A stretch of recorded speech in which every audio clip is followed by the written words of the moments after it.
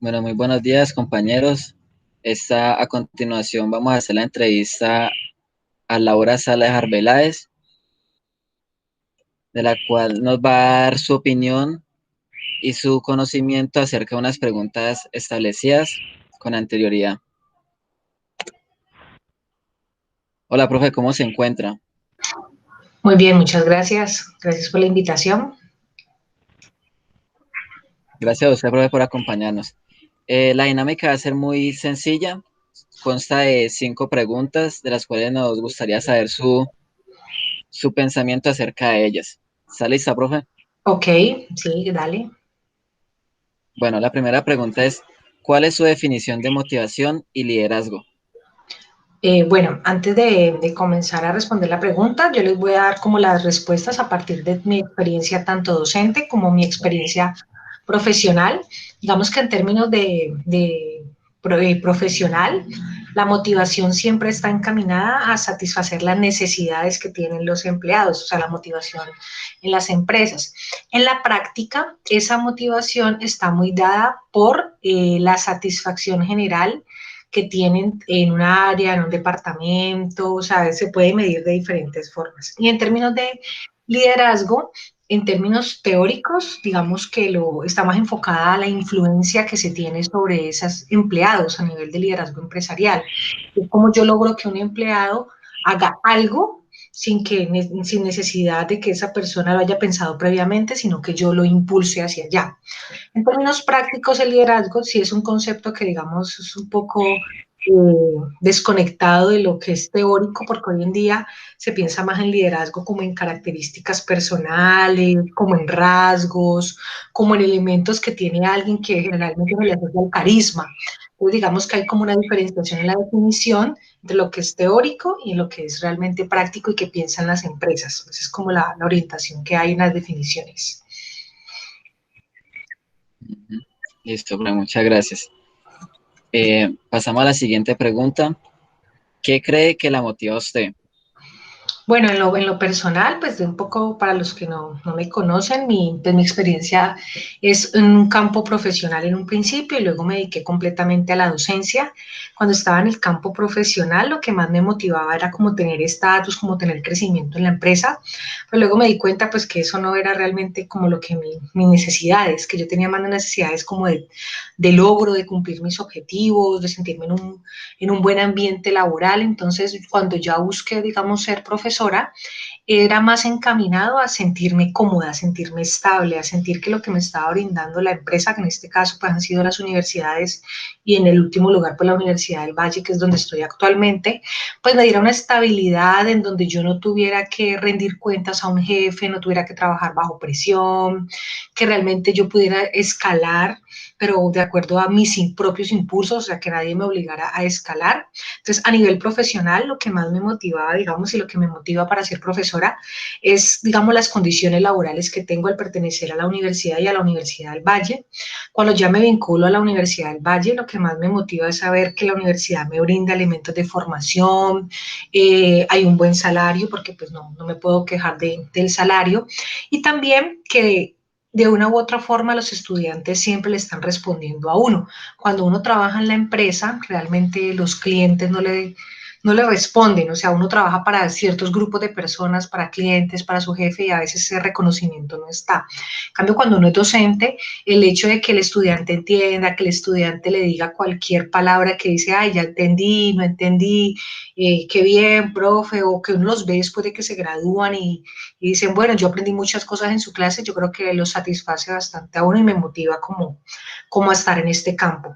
Ya a nivel personal, digamos que la familia es lo que más me motiva realmente a estar en lo que estoy y él es mi motor como para decir, bueno, ahora como profesora quiero crecer, quiero hacer de todo, pero digamos que son varios elementos que juegan ahí para que yo esté motivada, pero pues realmente ser profesora es el estar en la Universidad del Valle y la retroalimentación y lo que yo veo que logro con los estudiantes.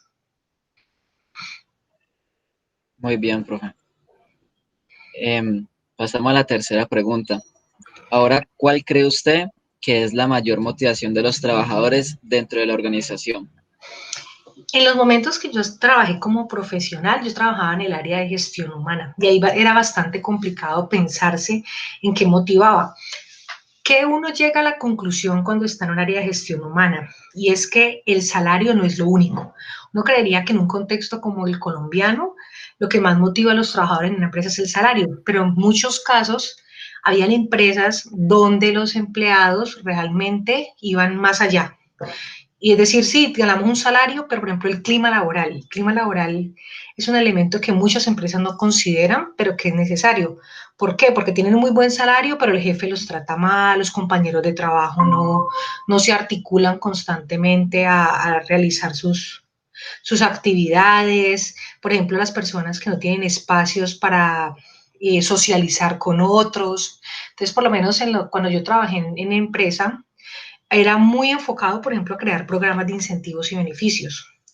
¿Qué era eso? Y es enfocarse en darse, por ejemplo, lo que llama ahorita el salario emocional.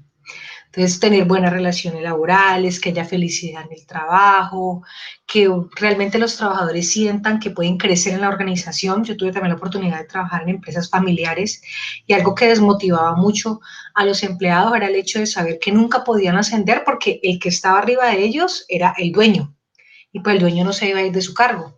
Entonces preferían trabajar en empresas grandes, en empresas que no fueran familiares, donde sabían que podían crecer.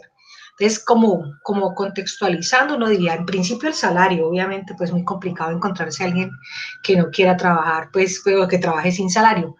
Pero las empresas realmente deben detectar y reconocen que la motivación de los empleados va más allá.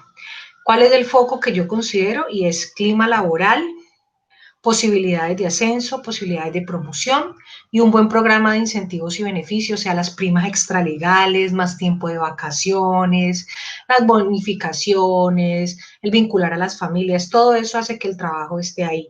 Y una que se ha vuelto muy importante, sobre todo en los últimos tiempos, es la estabilidad laboral, ese tipo de contratación. Algo que motiva mucho hoy a las personas a hacer un buen trabajo es que le ofrezcan un trabajo estable, o sea, que por lo menos sea un fijo o sea indefinido, pero es las contrataciones por prestación de servicios, digamos, han hecho que las personas no tengan tanto sentido de pertenencia por la empresa.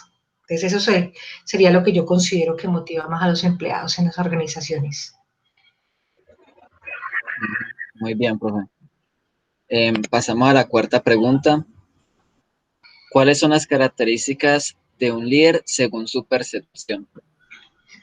Cuando pensamos, como les decía en la primera pregunta, en el liderazgo, digamos que es bastante complicado asociarlo directamente a unas características particulares. Desde mi experiencia, el líder tiene unas características más asociadas al carismático, a lo que va, a lo que representa. ¿Por qué?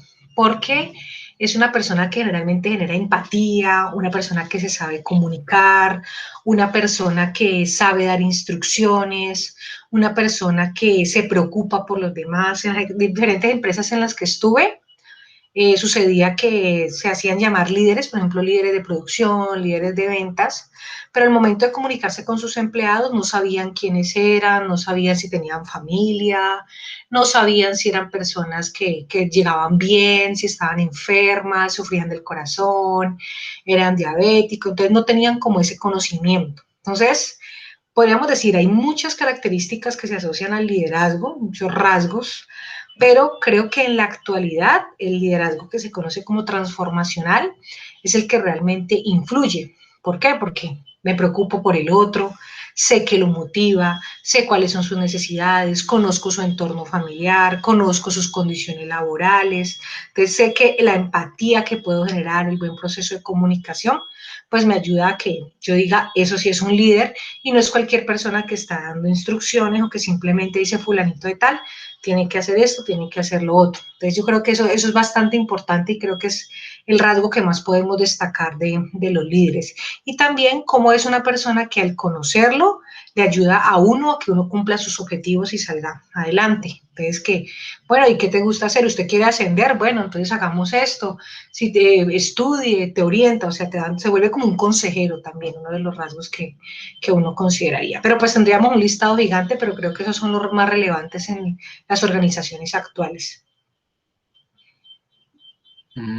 Sí, señora, muy cierto, profe.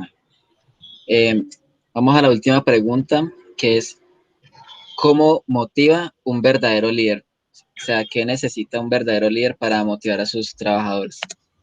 Esto es un poco asociado a lo que le respondí anterior y es conocerlo. O sea, es muy imposible uno motivar a alguien si no lo conoce. O sea, en muchas empresas he visto que trabajé, por ejemplo, programas de incentivos y beneficios que intentan motivar a los empleados con le damos bonos de estudio, pero se da cuenta que sus empleados, la mayoría ya estudia. O le damos préstamos para sus hijos, pero la mayoría de los empleados no tienen hijos. Entonces los otros quedan desmotivados. Entonces yo creo que el líder debe conocer quiénes son las personas que están a su cargo, quiénes son las personas que va a influenciar, examinar muy bien sus necesidades y a partir de eso, pues tratar de suplir al máximo lo que más se pueda. Pero también el líder tiene que ser muy cuidadoso porque si, por ejemplo, está liderando 50 personas, pues no le puede dar gusto a las 50 personas, pues porque la empresa pues no va a tener dinero para satisfacer a todo el mundo, pero sí va a encontrar elementos comunes. Entonces, por ejemplo, esa caracterización de quiénes son, dónde viven, qué hacen, qué les gusta hacer, cuáles son sus deportes, cuáles son sus hobbies, todo eso le permite a que el líder establezca unas buenas estrategias de motivación, o sea, que sepa cómo hacerlo. O sea, si no sabemos cuáles son las necesidades de mis empleados, es muy difícil que un líder sepa motivarlo. Entonces, yo creo que eso es importante y les pongo aquí como caso de dos empresas en las que estuve, empresas en las que le daban, eran personas y empleados de supermercados que eran más o menos estrato 1 2 y dentro de los bonos que tenían les daban bonos Adidas. Entonces, si pensamos, por ejemplo, Adidas, pues una persona estrato 1 estrato 2 no suele comprar ese tipo de marcas, suele comprar pues tenis de otras marcas que son mucho más económicas. Entonces, le dan un bono de 150.000 pesos que para que esté motivado y compre en Adidas, pero unos tenis en Adidas vale 400.000 pesos. Pues, ¿qué hace esa persona con ese bono? O no lo usa o lo vende, pues porque realmente no le va a servir. Entonces, ¿qué significa eso? Pues una mala estrategia y pues es un caso de una empresa donde el empleado va a decir, yo para qué lucho por ese bono si no voy a estar, no sé si lo pueda vender, yo no me voy a comprar unos tenis de 400.000 pesos porque si me dan 150, yo no voy a comprar unos tenis por 250.000 pesos donde puedo comprarme unos de 100.000. Entonces digamos que no son las mejores estrategias o a veces también en otros casos en los que estuve, empresas que hacen competencia de equipos y el premio que se ganan, por ejemplo, es un viaje, pero un viaje solo. Entonces, y los que se lo ganaron son personas que tienen familia, que tienen 2 hijos, 3 hijos. Entonces, pues sí, van a luchar y chévere ganarse el premio por vender más o por tener mejor asesoría, mejor indicador, pero al final no lo van a disfrutar porque esas personas quisieran es viajar con su familia. Entonces queda como un bono perdido. Entonces, ahí el fondo de lo que les estoy contando es más como pensarse que para cumplir con la motivación, o sea, lograr satisfacer de manera correcta siendo un líder, es conocer al otro y poder crear buenas estrategias para satisfacer las necesidades. Eso es como la clave ahí directa. Listo, profe, muchas gracias. De verdad sí, que muchas gracias, agradeciéndole por nuestro grupo, por todo el conocimiento pues dado por parte suya, tomarse el tiempo para brindarnos un poco de eso y sí, profe, de verdad muy agradecido. Bueno, muchas gracias a ustedes por la invitación y bueno, espero que esto les sirva bastante a todos. ¿Listo? Sí, profe, bastante. Hasta luego, que tenga buen resto de tarde. Bueno, ahí ya creo que puedes dejar de grabar para que quede guardado.